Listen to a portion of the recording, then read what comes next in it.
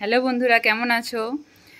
কালকে আমাদের এখানে গ্রামের হরিবাসর ছিল, তাই রাত জেগে প্রায় 1-2 পর্যন্ত গান শুনেছি, ঠাকুরের শ্রীকৃষ্ণের গান।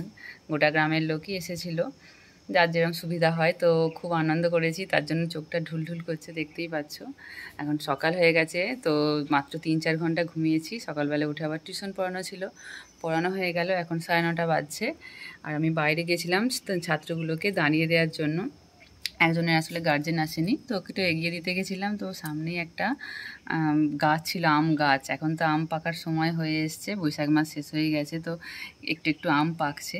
তো একটা আম গাছের তলায় বসেছিলাম, আর ফট করে একটা পাকা আম পড়লো আমার সামনে। তো সেটা কুড়িয়ে নিয়েছি, তো ভাবলাম তোমাদের সঙ্গে শেয়ার করে। এই দেখো আমটা, কি বড় সাইজ দেখো আমটার। একদম বোটা এখনো হচ্ছে, রস কাটছে। তাও ধুলাম একবার। খুব একটা মিষ্টি আম নয়, এটা টক মিষ্টি ভাব আছে, কিন্তু পাকলে হালকা হালকা মিষ্টি হয়।